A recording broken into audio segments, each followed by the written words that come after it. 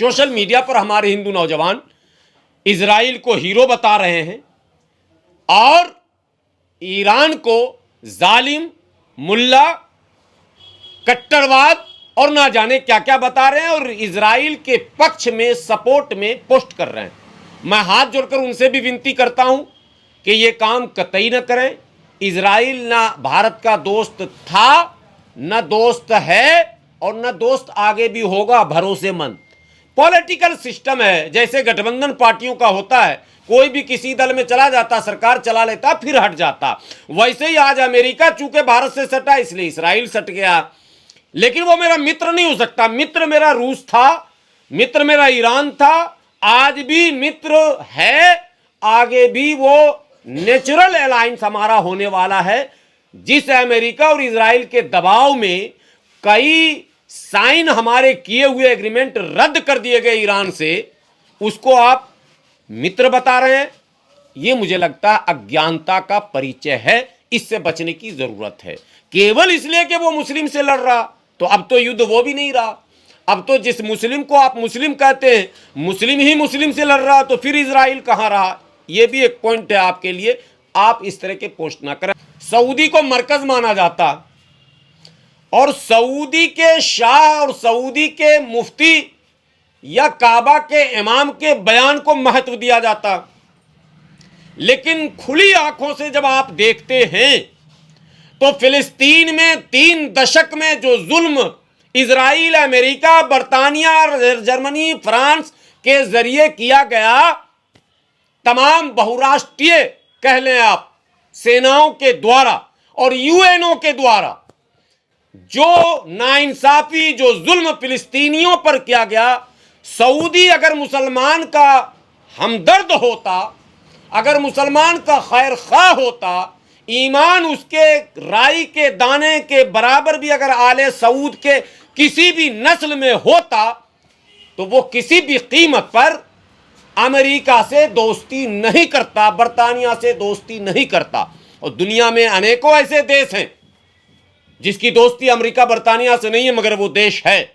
और उसका जीता जागता उदाहरण ईरान आपके सामने है, जो कई दशकों से अमेरिका और तमाम उसके सहयोगियों से अपने आप को दूर रखता हुआ अपने अस्तित्व को बनाए हुए मौजूद है और इंशाल्लाह रहेगा।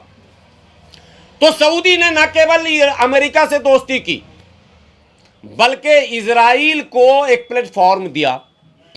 आज ईरान जब हमले कर रहा है सऊदी अरब पर, कुवैत पर, बहरीन पर, कतर पर, ओमान पर, जॉर्डन पर, यूएई पर, शारजा और अबू धाबी और दुबई पर, तो ये तिल मिला रहे हैं और कुछ मुसलमान भी तिल मिला रहे हैं कि ये हमला उस पर क्यों हो रहा।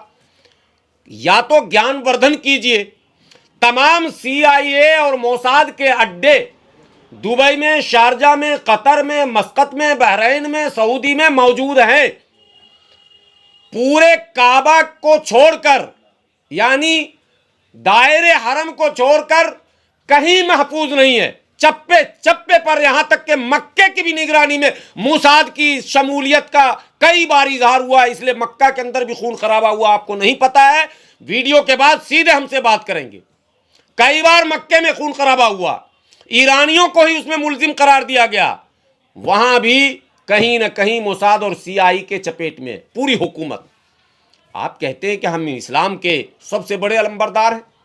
आप में इतनी भी हिम्मत नहीं थी कि रमजान के मुबारक महीने में अगर अमेरिका बजीद भी था, तो अमेरिका तो आपका बाप था, बाप बेटे की बात को नहीं नकार सकता, तो अमेरिका और इजराइल का पैर पकड़ लेते, वहीं सर पटक देते। ऐसे भी आप सर पटकते हैं, खुदा के सामने ये सर नहीं पटकते, ये अमेरिका के सामने सजदा करते हैं। अरे कम से कम मरना तो तुम्हारे बाप दादा भी मर गए, सारा आले सऊद मरा, कहां जाएगा वो तो अल्लाह फैसला करेंगे। मगर ये मौजूदा जो अभी है किंग, जिसको MBS कहते हैं ना, इसका तो वाजिब है इस पर जहन्नम। इसके जन्नत का सवाल ही नहीं पैदा होता। इसके आंखों के सामने 3 रमजान गुजर गया, फिलिस्तीन के लोग न रोजा रख सके, न अफ्तारी कर सके, न सहरी कर सके, और ये चैन से खाता और सोता रहा। ये कौन सा मुसलमान है?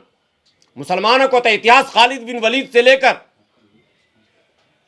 सारी तारीखें बताती हैं कि दुनिया के किसी दूर दराज कोने में भी अगर कोई मुसलमानों पर जुल्म करता है तो दूसरा मुसलमान उसकी मदद में खड़ा होता है। और तुम्हारे नाक के नीचे फिलिस्तीन पर जुल्म हो रहा था और तुम मजे ले रहे थे, बिल्डिंगें बनवा रहे थे, सड़कें बनवा रहे थे, होटल बनवा रहे थे और एप्स्टीन फाइल में जाकर छोटी छोटी लड़कियों के साथ बलात्कार कर रहे थे।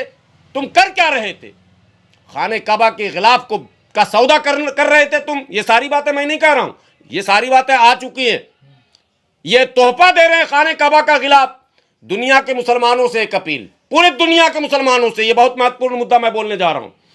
अगर ईमान बचा है तो तमाम दुनिया के मुसलमान मुत्तहिद होकर सबसे पहले हज और उम्रा से अपने आप को दूर करें। कहीं दुनिया में किताब न कुरान में न हदीस में ये नहीं लिखा है कि हज नहीं करेगा तो जन्नत नहीं जाएगा और हज करेगा तो जन्नत जाएगा। बिल्कुल कतई नहीं। हज जन्नत की जमानत नहीं है, उम्रा जन्नत की जमानत नहीं है। इस्लाम ने किरदार की बात की है, इस्लाम ने सोसाइटी को डेवलप करने की बात की है, इस्लाम ने अमन और इंसाफ की बात की है।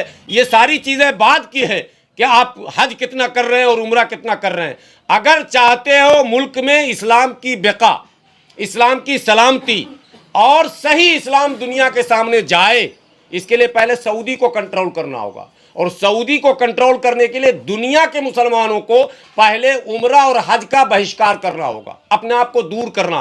बहिष्कार मतलब अपने आप को रोकें पहले 2-4 साल, ज्यादा नहीं।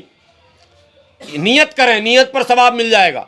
नियत कर ले, मैं इंशाल्लाह हालात बनेंगे उम्रा करूंगा, इस नापाक खानदान को खत्म करूंगा, उम्रा करूंगा, इस नापाक खानदान को तबाह बर्बाद करूंगा, हज करूंगा, ये इरादा करें। पहला संदेश भारत के मुस्लिम नौजवानों के लिए, मुस्लिम युवा जो सोशल मीडिया पर एक्टिव हैं, जब से ईरान अमेरिका युद्ध प्रारंभ हुआ है और ईरान ने अमेरिका के सहयोगियों, उनके दोस्तों, उनके पाले हुए चमचों पर हमले शुरू किए हैं, तो सोशल मीडिया पर कुछ मुस्लिम नौजवान ईरान के शिया होने का जिक्र कर कर उसके खिलाफ पोस्ट कर रहे हैं। उनको मैं ये बता दूं कि ये जंग शिया और सुन्नी का कतई नहीं है, ये जंग हक और बातिल का है, ये जंग जालिम और मजलूम के बीच है, ये जंग पूंजीवाद और समाजवाद के बीच है। इसलिए इसको कतई शिया सुन्नी के नज़र से कोई तबसरा न करें, इससे आपस में और भी इख्तलाफ बढ़ेंगे, तलखियाँ बढ़ेंगी और हक समझने में मुश्किल आएगा। एक अपील। दूसरी अपील, कुछ मुस्लिम नौजवान और कुछ हमारे देश के दूसरे नौजवान भी, नॉन मुस्लिम भाई भी, देश के प्रधानमंत्री आदरणीय नरेंद्र मोदी पर भी कटाक्ष कर रहे हैं। चूंकि इस युद्ध से 12 घंटा पहले मात्र भारत के प्रधानमंत्री आदरणीय नरेंद्र मोदी जी इजराइल दौरे पर थे और वहां से दौरे पर उन्होंने जो संबोधन वहां किया, वहां की संसद में जो कुछ कहा, उन सब बातों का बखान करते हुए इस युद्ध में अप्रत्यक्ष रूप से भारत की भूमिका पर भी प्रश्न लोग उठा रहे हैं। मैं देश के मुस्लिम नौजवानों से ये कहना चाहता हूं कि भारत की अपनी एक पॉलिसी है, प्रधानमंत्री कोई भी हो, केवल प्रधानमंत्री इजराइल नहीं गए, प्रधानमंत्री चाइना भी गए, प्रधानमंत्री दुनिया के तमाम देशों में गए और हद यह है कि प्रधानमंत्री तो पाकिस्तान भी चले गए। आपको तो पता ही होगा बिरयानी जो खाए थे। तो इसलिए इजराइल जाना कोई आश्चर्य की बात नहीं है, वो देश के पॉलिसी का एक पार्ट है, इसलिए वो पॉलिटिकल लोगों के हिस्से में है। उस पर कांग्रेस अपनी राय रखे, आम आदमी पार्टी रखे, सपा रखे, बसपा रखे, राजद रखे, टीएमसी रखे, वाम मोर्चा रखे, आम मुस्लिम नौजवान उस पर कोई प्रतिक्रिया नहीं दें। ये देश की सुरक्षा, देश के फॉरेन पॉलिसी का पार्ट है। ये मेरी विनती और अपील है भारत के मुस्लिम नौजवानों से, क्योंकि लिखते लिखते जब सोशल मीडिया पर बहस शुरू होती है तो कई बार ऐसे पोस्ट हो जाते हैं जो लीगली ऑफेंस होते हैं, कानूनी वो पकड़ में आ जाते हैं और कई नौजवान पुलिस की गिरफ्त में आ जाता है, बाद में फिर उसके मदद करने वाला कोई मिलता नहीं है।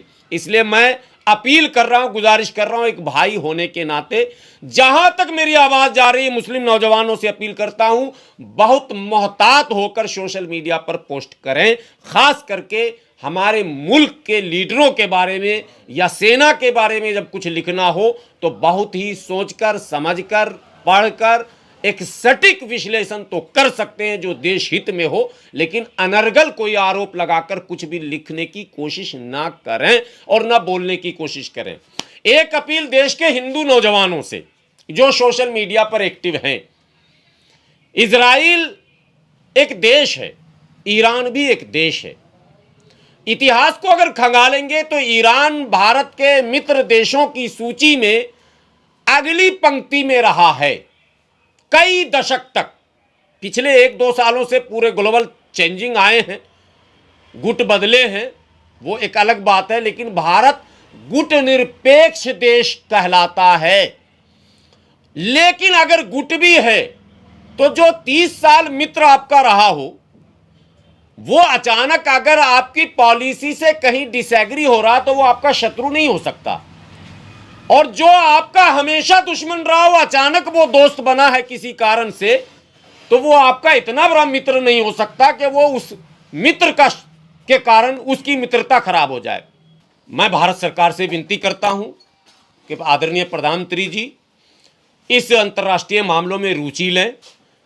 जो अशांति का एक वातावरण बना है पूरे मिडिल ईस्ट में, उसमें कैसे शांति बहाल की जाए, इसके लिए आदरणीय प्रधानमंत्री से विनती है कि वो अपने तमाम उन अनुभवों का इस्तेमाल करते हुए, अपने मित्रता का इस्तेमाल करते हुए इस युद्ध को रोकवाने में, विराम कराने में अगर कुछ भूमिका निभा सकते हैं तो ये विनती भी आज के प्रेस कॉन्फ्रेंस से हम आदरणीय प्रधानमंत्री जी से करते हैं।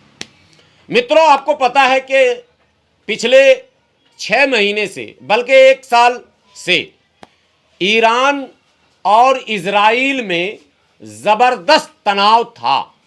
तनाव का कारण क्या था, यहां से बात शुरू कर रहा हूं।